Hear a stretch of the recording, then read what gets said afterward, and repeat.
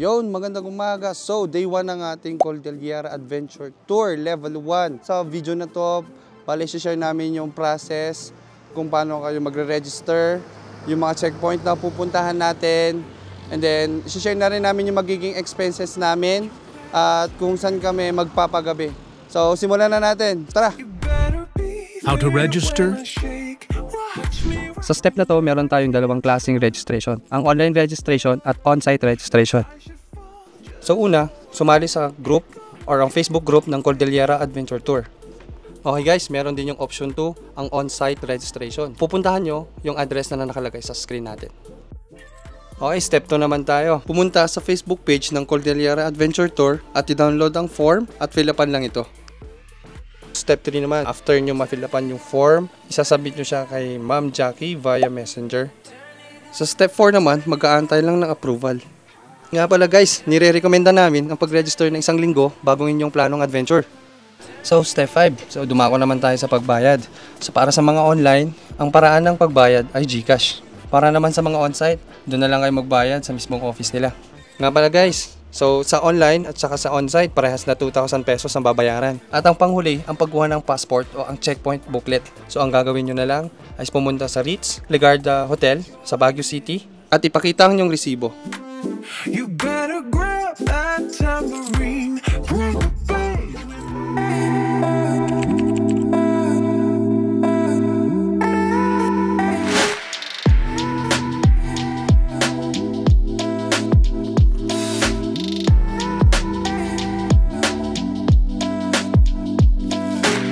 Yon, so 30 minutes from Ritz. Nandito na kami sa may bukod, sa may bridge. So magbe-breakfast muna kami kasi medyo nagugutom na para dire-diretso na tayo dun sa first na stop natin, which is yung Ambuklaw View Deck. So kain muna tayo ah.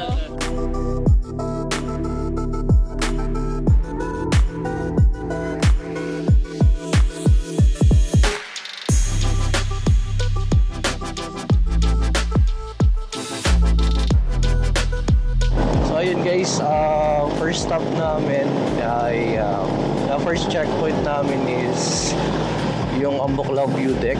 Ayan, so on the way na kami ngayon. Ngayon, makikita nyo yung kalsada. Grabe, magsasawa kayo dito sa mga kurva. So kung mahilig kayo sa kurva guys, punta na kayo dito. Ganda ng view, ayan no. Grabe.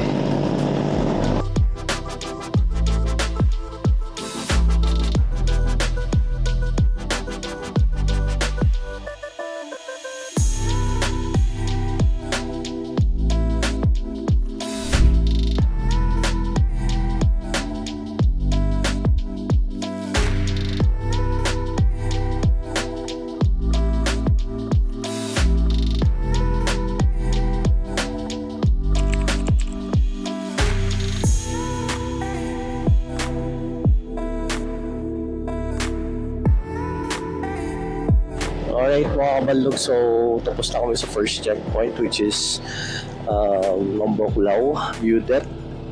On the way na kami sa Aritaw Petron.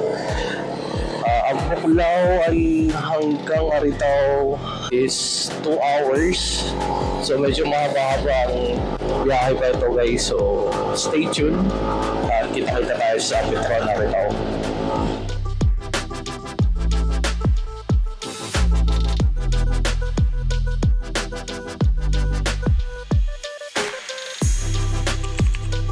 Hello guys, checkpoint number 2.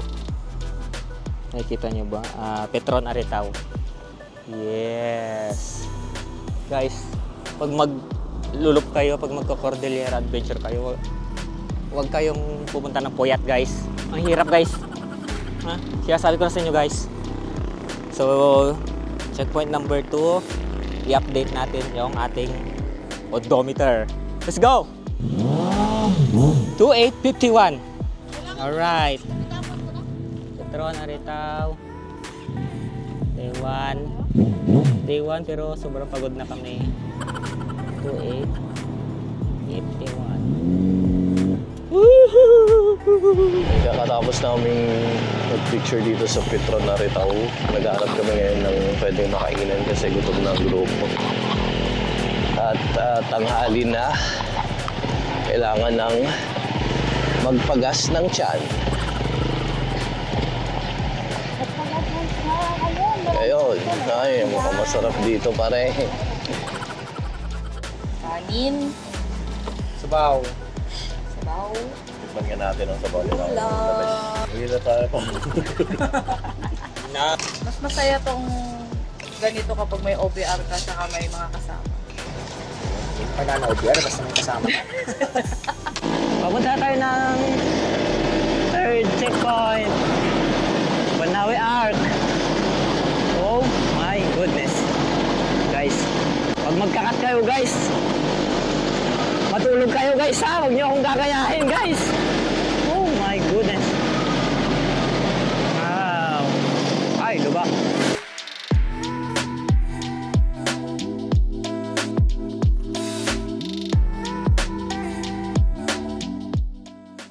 Okay guys, so after 2 hours and 20 minutes, nandito na kami sa Banawi Arc. So ito ang ating third checkpoint.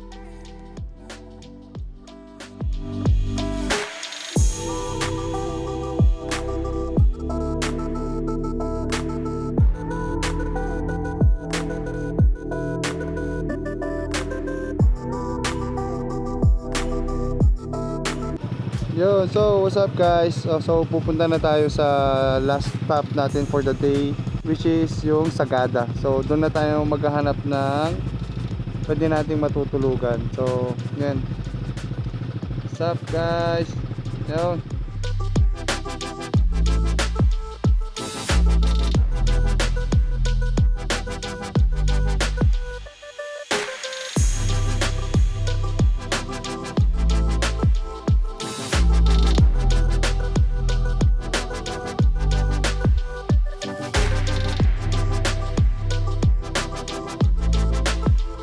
Ito yung sinasabi ko sa inyo guys na walang matumbas yung magagastos nyo pag nagra-rides kayo.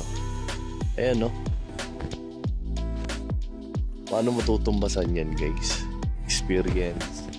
Dito pa lang wala yung nagastos mo. Tanggal ang pagod guys sa makikita. Dito kami sa Mountain Province ngayon. So papunta na kami sa Sagada. Grabe par. Sheesh.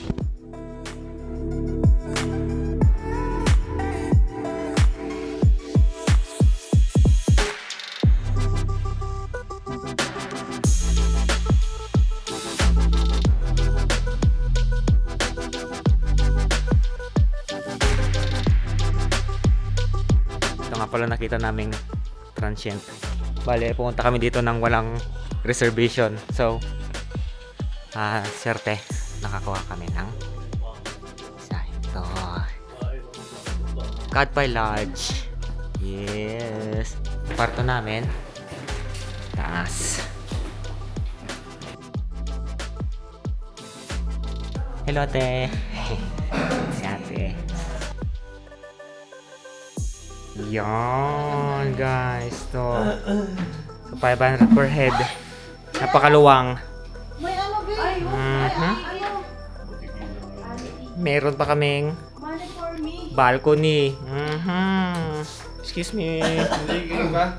Excuse me. Balcony guys, andito. Ay, kaso madilim na pala. Sana maganda view bukas. True.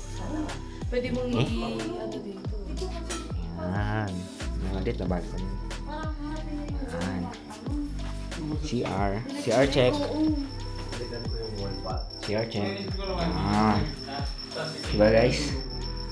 Sulit-sulit car. 500 per head.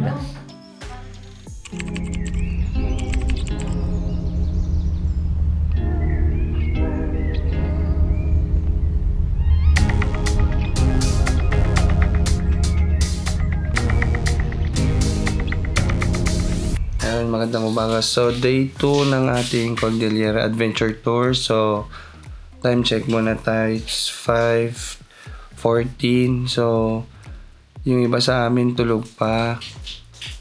Yan. Kita nyo naman. Tulog pa. Mukhang napagod tong mga to. Siyempre, first time. I-check natin sa labas.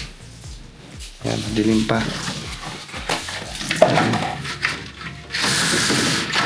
Naghahamog pa nga.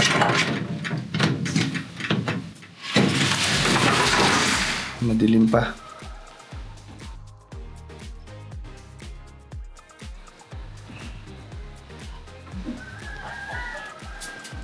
So, ang mangyayari is, next stop natin is Besang Pass. Mag-Ilocos naman tayo from Sagada. Iikot na tayo. So, tara.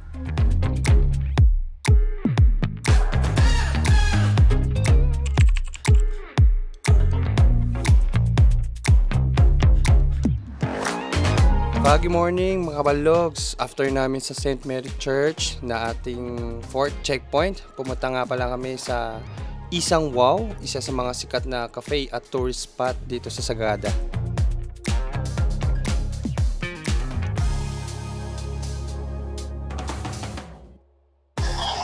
Cold morning guys. So, tapos na kami sa Sagada. So, on the way na kami sa Besang Pass. Travel time namin Sagada from Besang Pass is estimate na 2 hours 20 minutes. Ayan, medyo malamig. Kaya naka full suit kami na pang malamig. Hey.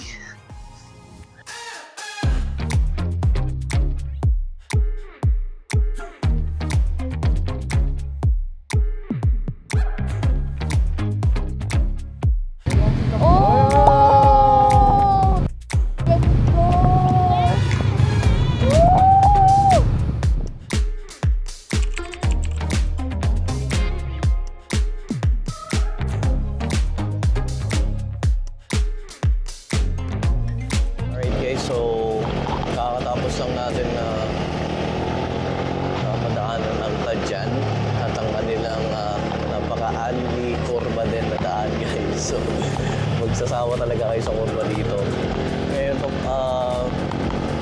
pasok na kami sa tulay na nagdudugtong sa Mountain Province at Ilocos Sur. Ito na guys. Wow! Grabe!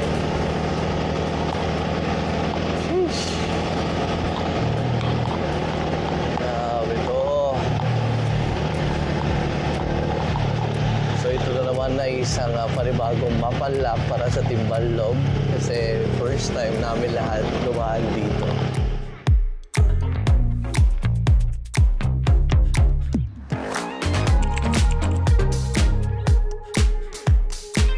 Good afternoon guys. So, update natin from Sagada St. Mary's Church. Time check tayo is 11:40 na. So, kakarating lang natin sa Besang Pass. Tsaka pala guys, meron tayong entrance fee na 10 pesos per head pagpapasok dito sa Besang Pass. Susunod nating checkpoint is the Baluarte Watchtower ng Luna.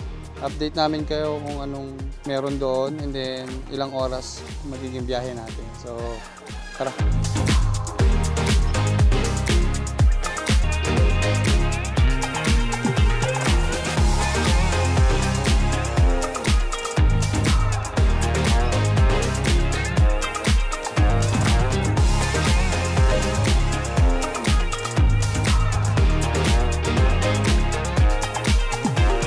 Yun guys, no, bago kami mag-exit ng Tagudin galing Cervantes, bali may nakita kaming ilog.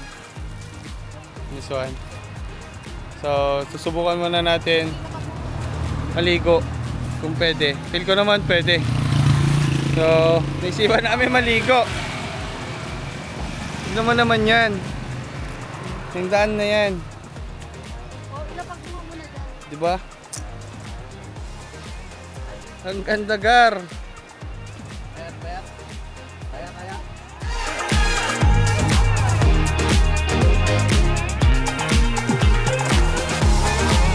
tayo maliligo. Dito. Diyan tayo maligo. Ganda rin doon, no?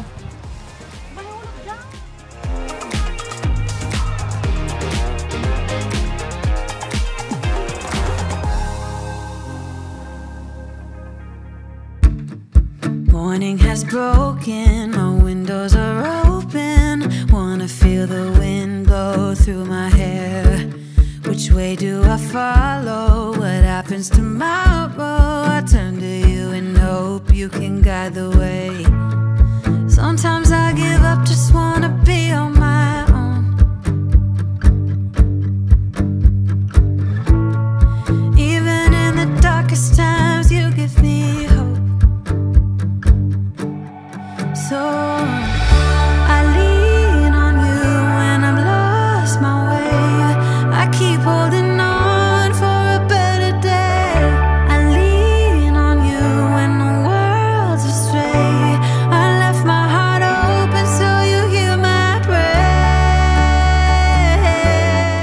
Guys, ang sarap sa pakiramdam sa maligo sa ganito kagandang ilog. So, ngayon, didiretso na tayo sa ating next stopover, which is the Baluarte Watchtower sa Luna, La Union. So, tara!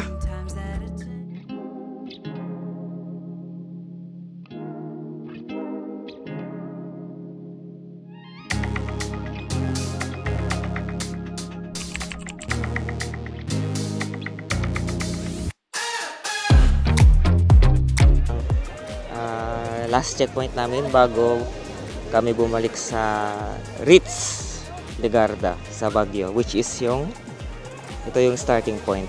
Okay? So, tinapos namin ng 2 days yung level 1. Yeah, let's go! Ooh, transition pa. Oo.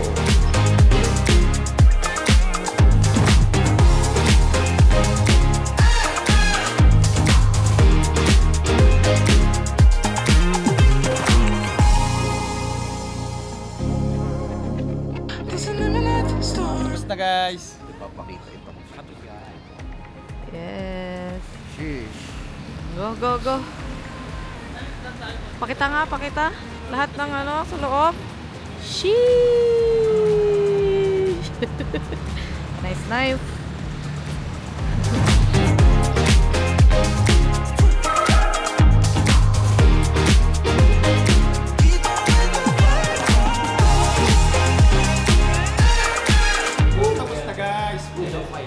Yes. Okay. Thank you po. Uy, Clark Salvador. Tanan. Mag-level ko na tayo.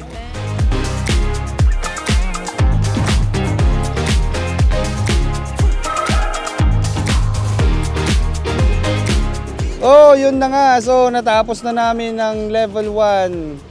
Cordillera Adventure Tour. So, yan na, nakuha na natin, guys. So, nakuha na natin. Thank you. Nakauwi tayo ng safe. Thank you, Lord. So, thank you pa rin sa Kanya. At nakauwi kami ng ligtas. So, kita-kita tayo sa susunod. Level At 2 guys, abangan yung level Tandaan nyo guys, ang tunay na checkpoint ay yung makauwi kayo sa mahal sa buhay. Yun. Tsaka shoutout sa Adventure Team Philippines pag-organize nitong event na ito, guys. Sulit par! Sulit, gar. Kape is the key.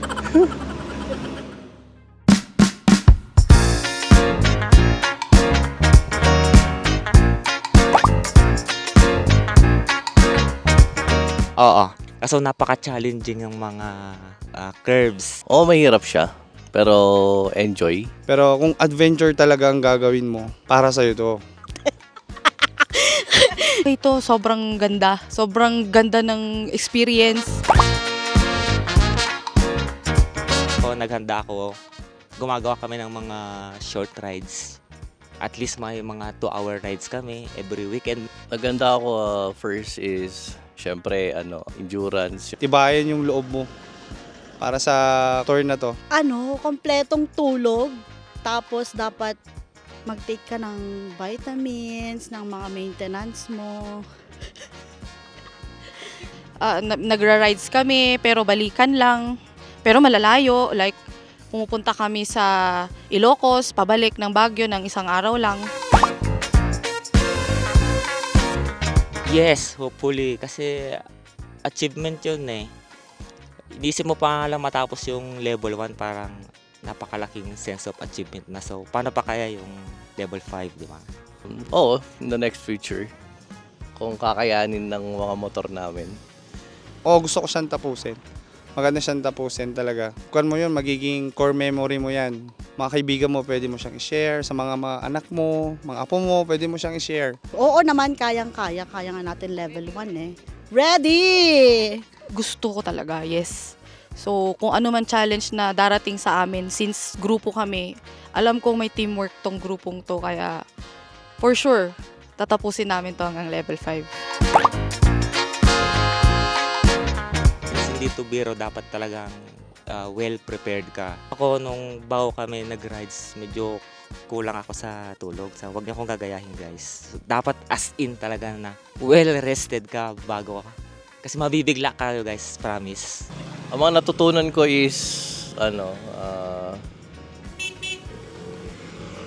madami akong natutunan gaya ng, teamwork. Kailangan mo lang maging patient. Yung culture din, yun din, culture ng ibang lugar, yung mga napuntahan natin. Most of the time, you have to learn the respect mo yung culture nila, kung ano yung ginagawa nila. Tiyaga lang talaga. Dapat enjoyin lang, hindi yung purong iniisip mo yung pagod.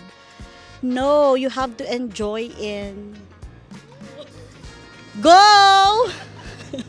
Disiplina, hindi lang sa sarili mo, pati sa grupo. Patience din kasi hindi rin biro yung ganitong biyahe. Peace of mind kasi kung hindi ka gagalaw sa grupo mo, walang mangyayari. Oo naman, kaya ng kahit anong motor. Nasa ano din yan eh, hindi lang sa motor ang pinaka-importante is kung kaya ba ng rider matatapos niya. Kayang-kaya. Kahit mapastuck pa yung mga motor nyo, kayang-kaya.